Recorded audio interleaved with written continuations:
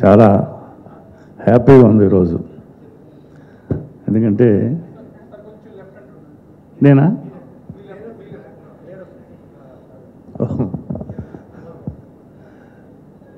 ఎందుకంటే 28 సంవత్సరాల క్రితం హిస్టారికల్ సినిమా తాండ్ర పాపారాయుడు తీశాను. ఆ తర్వాత మళ్ళీ ఇంకెవరో హిస్టారికల్ సినిమా తీరు అని అనుకున్నాను నేను. ఎందుకంటే అప్పుడు పడిమే కష్టం, ఆ బాధ, అంటే ఎంతోమంది కోఆపరేట్ చేసినా అది కూడా ఈ సినిమాలో లాగే మే నెలలో మేము ఫైట్లు తీసాం. అందరికీ బాధ, ఇబ్బంది.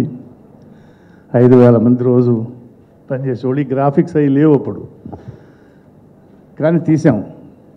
చూశారు, భయం వేసింది సినిమా చూసినప్పుడు మాకే, మళ్ళీ మేమే తీయలేము ఇటువంటి సినిమా అని. కానీ గుణశేఖర్ దాన్ని నేను అనుకున్న దాన్ని కాదని ఈ సినిమా తీస్తానని నా దగ్గరికి వచ్చినప్పుడు నేను చెప్పాను, చాలా ధైర్యం చేస్తున్నారండి, చాలా మంచిది. వినగానే చాలా చాలా బాగా అనిపించింది. నా గుణశేఖర్ మీద ఎప్పుడు నమ్మకం ఎక్కువ. మొట్టమొదటి సినిమాకి నా దగ్గరికి వచ్చాడు ఆయన. నేను కథ విని చాలా బాగుందయ్యా, కానీ నేను చేయలేకపోయాను. కానీ ఆ సినిమా ఈ మనిషిలో చాలా ఒక మంచి దర్శకుడు ఉన్నాడని అనిపించింది నాకు ఆ రోజే. తర్వాత ఇప్పుడే సినిమా చూస్తున్నాను నేను, ఈ మధ్యలో లేని ఇక్కడ సినిమా చూసి ఇక్కడికి వస్తున్నాను డైరెక్ట్గా. సినిమా ఎంత బాగుంది అంటే,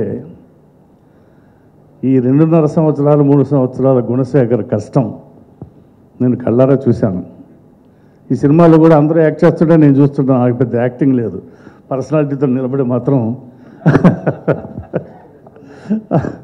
రాజుగా అందరూ చేసింది చూడన్నాను. అలాగే నేను ఎందరి కష్టం పెర్ఫార్మెన్స్ ఉన్న కళ్ళతో చూశాను కనుక. అనుష్క పాపం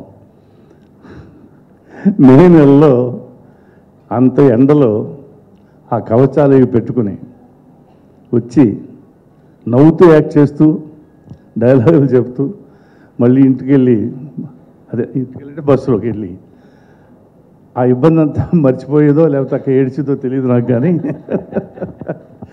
చాలా తర్వాత ఇంకా ప్రకాష్ రాజ్ గారు అనకూడదు, కానీ ఆ నటుల్లో అంత గొప్పవాడు.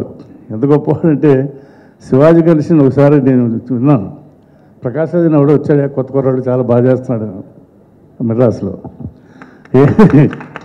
ఏంటంటే సరే చెప్పి పక్కన కూర్చుంటే మామూలుగా మాట్లాడుతూ ఆ కిలవన్ ఇంకా యాక్ట్ చేస్తున్నాడా అన్నాడు. శివాజీ గణేషన్ కిలవన్ అంటే ముసవాడని, ఆ ముసవాడు ఇంకా యాక్ట్ చేస్తున్నాడా అన్నాడు. అంటే తన మీద తనకు నమ్మకం ఉండొచ్చు, కానీ ఒక ధైర్యం మనిషికి, తన లోపల అనుకున్నది చెప్పడం. అలాగే బతికాడు 2 సంవత్సరాలని, అలాగే ఉన్నాడు. చాలా సినిమా చూసినప్పుడు ప్రకాష్ రాజ్ పెర్ఫార్మెన్స్ ఇంతకుముందు తెలిసిందే, అందరికీ తెలిసిందే. ఈ సినిమాలో ఎక్కడికో గుణశేఖర్ తీసుకెళ్ళాడు. అంటే ఆ ఆర్టిస్ట్గా ఆయన మీద పెర్ఫార్మెన్స్, నమ్మకం అదే. సరే, అనుష్క అలా చేసింది, ప్రకాష్ రాజ్ అలా చేశాడు. గుణశేఖర్ గారు ప్రతిసారి ప్రతిరోజు నేను వెళ్తున్నాను, వెళ్ళి దగ్గర నుంచి వచ్చే వరకు తనే ఒక సర్వెంట్ దగ్గర నుంచి దర్శకుడి వరకు మొత్తం అంతా చూసుకుంటూ అందరు టెక్నీషియన్స్ని నేను లోపల తీసుకెళ్ళి చూపించాడు. 3D ఆ కెమెరా ఎక్స్పర్ట్స్ వాళ్ళందరూ ఉన్నారు అక్కడ. ఓహో, సినిమాకి ఇంత జ్ఞానం ఉన్న వాళ్ళని టెక్నీషియన్స్ పెట్టుకొని వాళ్ళ దగ్గర నుంచి మనం తీసుకోవడం ఎలాగనేది గుణశేఖర్కి తెలిసినందుకు ఇంకెవరికి తెలియదు అని అనుకుంటున్నాను ఆ రోజుని. అలాగే చాలా కష్టపడి చేశారు ఈ సినిమా. 2 వేసవికాలాలు చూసాం మే నెలలో. ఆ మే నెలలో పాపం మనిషికి ఒక ఏసీ, చిన్న ఏసీ, టేబుల్ ఏసీలు పెట్టి మమ్మల్ని ఇబ్బంది లేకుండా చూసి, అలాగే ఆర్టిస్టులు అందరూ కూడా ఈ సినిమా గొప్ప సినిమా, ఇది మనం తప్పకుండా పనిచేయాలి దీని గురించి, మన కష్టమైనా సరే మర్చిపోకుండా చేయాలని అందరూ చిన్న ఆర్టిస్ట్ దగ్గర నుంచి పెద్ద ఆర్టిస్ట్ వరకు అలా చేశారు. ఇకపోతే బన్నీ ఈ గోహన గన్నారెడ్డి సినిమాని చేయాలని అప్పుడు గెటప్ కూడా వేసుకున్నాం, కథ కూడా రెడీ చేసాం. కొన్ని కారణాంతరాలు తీయలేదు అది. అప్పుడు సినిమా చూసిన తర్వాత అందు మా ఆవిడ,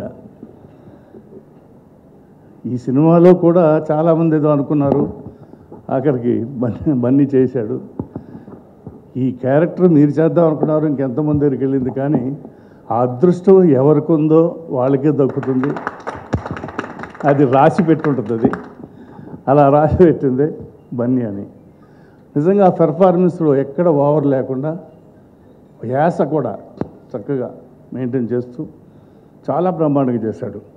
అతని గురించి నాకు ఒక విషయం ఎప్పుడు గుర్తుంటుంది. బిగినింగ్ స్టేజ్లో పార్కుల్లో అక్కడ ఫైట్లు అవి నేర్చుకుంటూ కింద పడి మీద పడి ఇలా చక్రాసనాలన్నీ చేస్తుంటే ఎవరో అన్నారు, నీకు మతి లేదా, ఎందుకెంత కష్టపడతావని.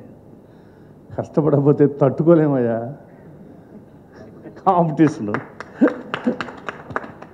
వాడు అన్నది ఏంటంటే, నువ్వు పెద్ద ప్రొడ్యూసర్ కొడుకు, నువ్వు పెద్ద హీరో మేనల్డ్, నువ్వు నీకేంటి కష్టపడ్డా, నువ్వు ఆటోమేటిక్ అయిపోతాడు. అది కాదు, నేనుగా నిలబడాలా, నేను కాంపిటీషన్కి తట్టుకోవాలా అన్నాడు. అది గొప్పతనం.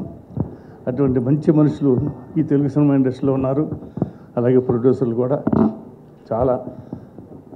మన ప్రకాష్ గారు చెప్పినట్టు తెలుగు వాళ్ళు అందరూ ఒకటే అని చెప్పడానికి ఒక డైలాగ్ రాశారు మన వాళ్ళు.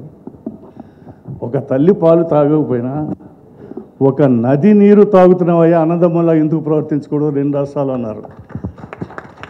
అది ఆంధ్ర రాష్ట్రానికి, ఆంధ్రప్రదేశ్కి, తెలంగాణ గురించి చెప్పారా, లేకపోతే కాకతీయ సామ్రాజ్యం గురించి పక్కన వాళ్ళ గురించి చెప్పారా అనేది ఆలోచిస్తే నిజం.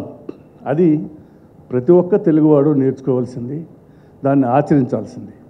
ఇలాంటి ఎన్నో గొప్ప గొప్ప విశేషాలు హిస్టారికల్గా మన సినిమా, తెలుగు సినిమా చాలా గొప్పది అని ఇంటర్నేషనల్గా ఆల్రెడీ బాహుబలితోటి నిరూపించబడింది. మళ్ళీ ఈ సినిమాతోటి మొత్తం అన్నీ కూడా మన Telugu cinema standard, Indian cinema standard మొత్తం ప్రపంచం అందరికీ తెలుస్తుంది. దానికి ప్రత్యేకంగా గుణశేఖర్ నేను కృతజ్ఞతలు తెలుపుతున్నాను. I wish him all the best. I wish him all the best. Thank you.